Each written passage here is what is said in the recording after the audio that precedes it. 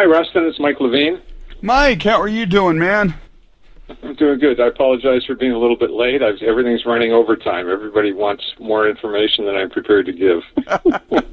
Well, I'll try. But you're last on the list. You're last on the list, so you got me. Gotcha. Well, I'll try not to abuse you too bad. So I hope so. How are you doing, man? I'm doing great. And you?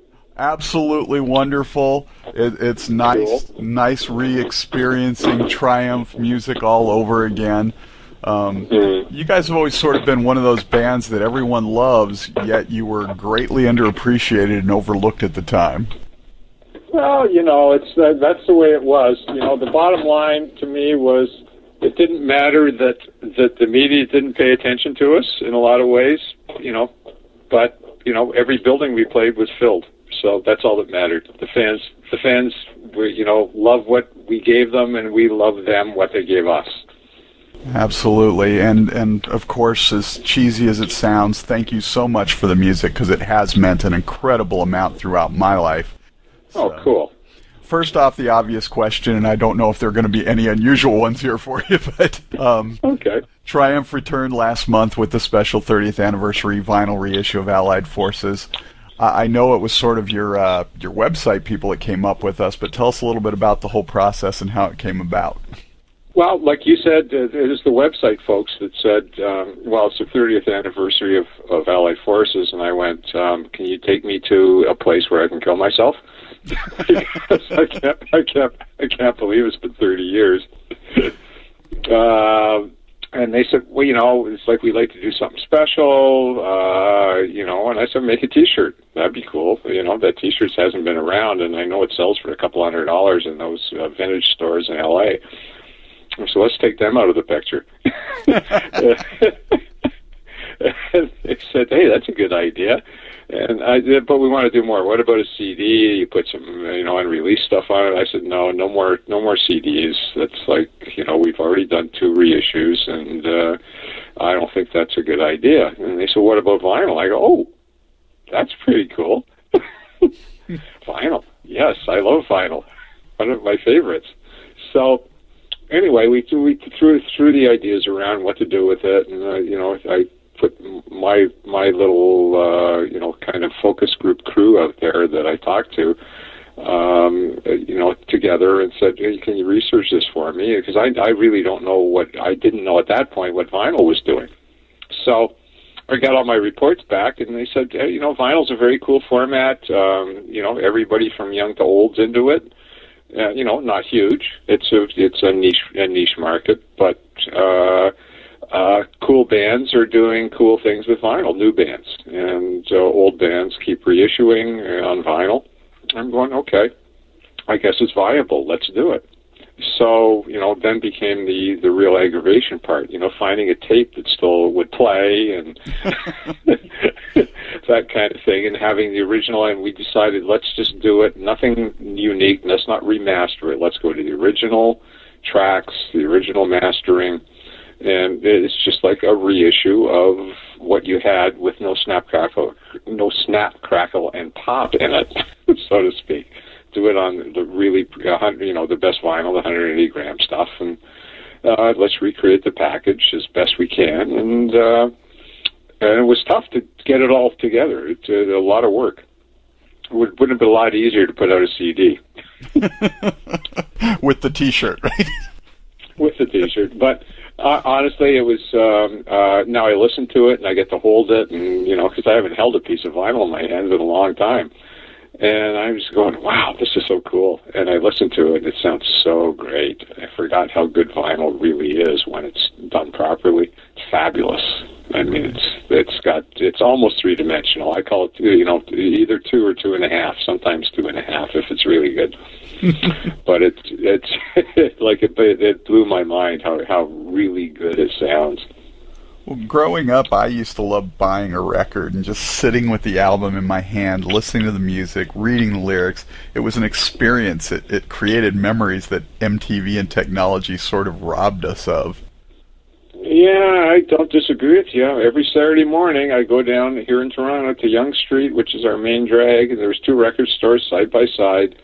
A&A's and Sam the Record Man, and I go there and go through the bins and try to discover something my friends didn't know about.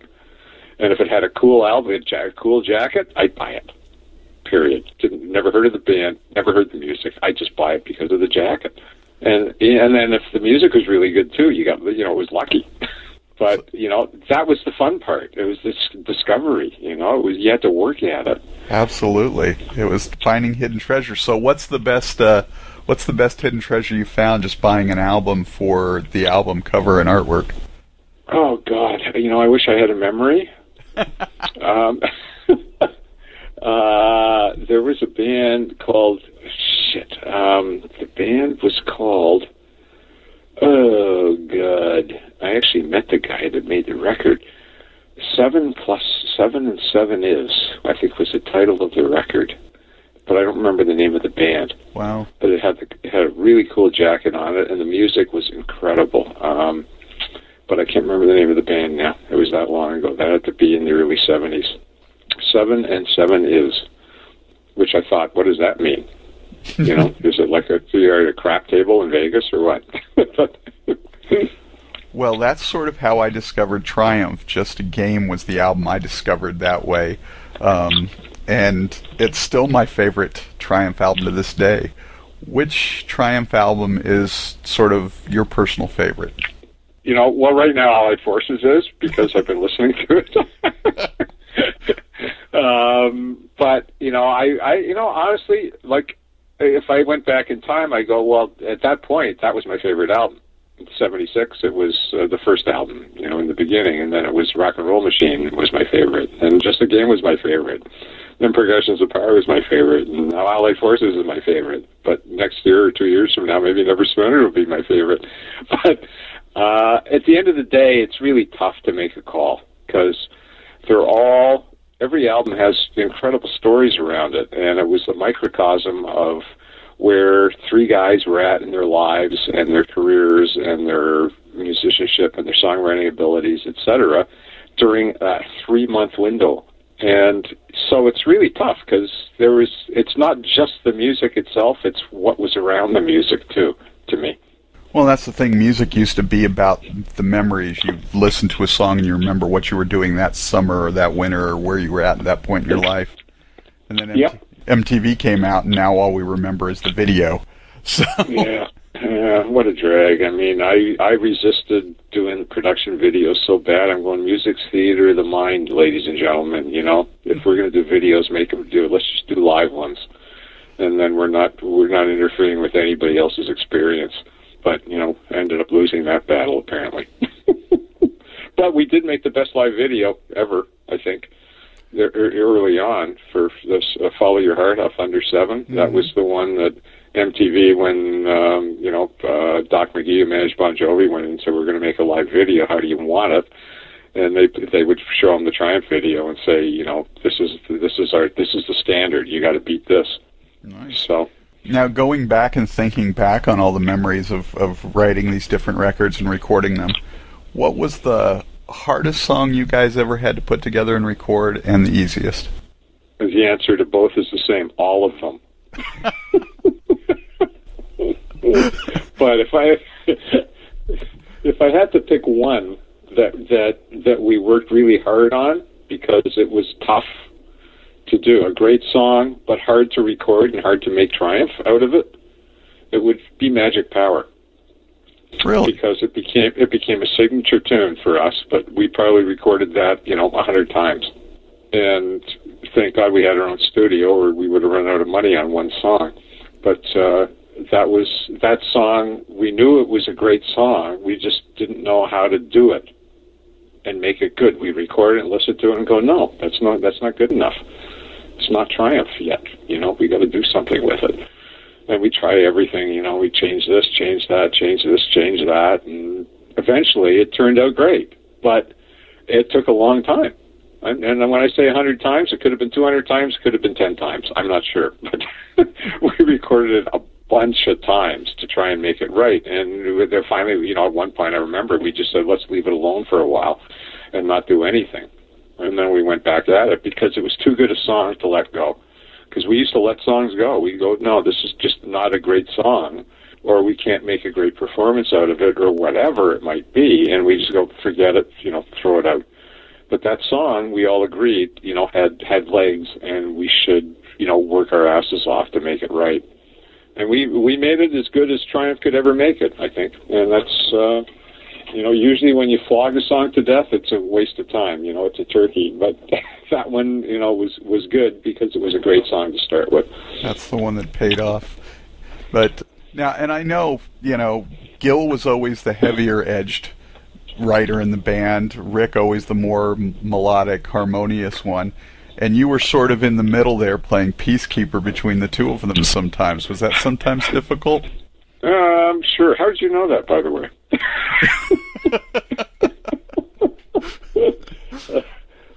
Sometimes, yeah. I mean, it was like being the ambassador to Afghanistan, right? You've got the Taliban on one side and the U.S. government on the other. Sometimes it was very difficult, and I made enemies as being that arbiter. But because we were great friends, it's like that the animosity would go away in a hurry usually. Right. I have to say, Rick, that song sucks, and that's it. It's no good. Gil, I don't care how heavy it is or whatever. It's not a good song. It's like out the window. Whatever it might be. It's like I was always the bad guy to somebody. But the great thing in a three-piece band is still the ultimate democracy, because 2 out of 3 wins. And if Rick and Gil were at odds, and honestly, sometimes I was at odds with Rick, or I was at odds with Gil, and I lost votes too. I wasn't always the guy that had the deciding vote. I was sometimes lobbying for my position too. Was there a song or a record for you personally that was sort of an epiphany for you that changed your life and moved you into music? I don't know if it was a record, but seeing the Beatles live at Maple Leaf Gardens in Toronto was, I went, wow, if I'm a musician and girls will scream, I want to be that. Are you kidding? I want to be that guy. So that certainly influenced my decision to be, want to be in a band and be successful and stuff, because that's where girls are. So, from a creative point of view, absolutely not. It was all about girls. And we sort of touched on this a minute ago, but have we destroyed the magic of music with all the technology, digital downloads and everything? And is there a way to recapture that magic, or is it gone forever? Oh, boy. Wow. See, now you're asking me, on the record or off the record? I think the industry has changed, and the music business and the creation of music has changed relatively dramatically in the last 10 years or so. Certainly in my lifespan, I've gone from 78s to MP3s. Right. And quite honestly, 78s sound a lot better than MP3s do. The oldest technology in the world was a 78. Played on a Victrola, which sounded better than an MP3 file does. So we've gone back to the 1930s as far as quality is concerned. Mm-hmm. And nobody cares, I don't think. Not because they just want it now and in their hands and in their ears. And so they don't even care about it in your hands anymore. But is there a future for the music business? Absolutely. People will always want music as entertainment, and there's always going to be a demand for music, and I think the demand will eventually come back to, we want some quality. Because right now we've gone back to the 50s, where people walk around with little transistor radios and listen to lousy sound of hit songs, one at a time. Correct? This is true. Of course, the question is, are they worthy of even being hits? Well, that's, I'm not judgmental that way. A hit is a hit is a hit. Whatever happens, happens. But I think then they graduated to, the music business and the fans and the people, the technology got a little better, and then all of a sudden there's a 33 and a third LP, which the quality is incredible, and it's a whole album. You don't have to get up after one song and turn it over to listen to the bad song the band made. So, and people started buying, instead of a little symphonic record player, they got external speakers and a separate turntable, and the quality got way better. and then eventually, it got to CD, which is the digital format, which still isn't bad, and then went right back to the 50s with MP3 files. So I'm thinking, if history repeats itself, as we all know, the fastest growing part of the music industry right now is vinyl. So maybe quality is coming back, and I think that's a very important thing. And as people discover, and I look at my little flyers that come in every week to my house, and every week there's at least 2 or 3 little things in the Future Shop or Best Buy or whatever store you might want to go to. You could find a turntable with a USB cord on it, right? And all these independent labels and young bands are putting tons of vinyl out, and I think it's quality. I think the trend is going to come back to quality because the younger bands are going, wow, it's like we spent all this time trying to make a nice sounding record, and our fans hear it in the worst possible way. So, all things being equal, I'm an optimist. I'm thinking quality will come back. Well, Triumph's not currently recording, and I know that you guys don't have any immediate plans, if at all, for new music. What are you personally doing these days with Triumph sort of, just hanging there? Well, I'm the guy that's got to do all the work, to get all these reissues done or whatever. It all falls onto my particular plate. And, after putting out a record, I need to go to rehab for like 6 months, which means I do nothing for a while. But, I'm not doing, other than when there's a Triumph project going on, I try and not do a whole lot if I can help it. Just relax, huh? I still got to work. There's always a daily event to do something. Well, tell us something about Mike Levine that might surprise fans. Let me think about that. How about this? I was a CEO of 2 public companies in the internet boom back in 2000. Wow. See, never would have known. Never would have known. And both of them were listed in U.S. stock exchanges, and both very good ideas, and both failed miserably, which shows you music guys should not go into the stock business. All right, so last question. Judas Priest is releasing a new album next week, The Chosen Few, and all the songs are classic Priest songs picked by other artists. Okay. If they had approached you and said, what Judas Priest song is the song that you would pick, what one would you have put on the album? Wow. That's a tough question. Oh, boy. I'd have to reacquaint myself with their 22 albums they've put out. Figure out which song I like the best. I mean, there's so many. It's like, oh, God. What was the song? What was the title of the song with the, Rob with the motorcycle and that album? Hell Bent for Leather. Yeah. Hell Bent for Leather's got to be a winner. There you go. So, anything you'd like to say to the fans before we get out of here? Of course, it's like every opportunity I get to talk to Triumph fans, I go, you're the best fans in the world, and as I used to close every show with, Triumph loves you, and thank you for being there. Mike Levine of Triumph, thanks so much for taking the time. We're glad to see that you guys are still putting stuff out there that keeps us happy. We do hope there will be more new music someday, but if not, thank you so much for everything that you have given us. Hey, man, thanks very much for caring, and it's been a great time being with you.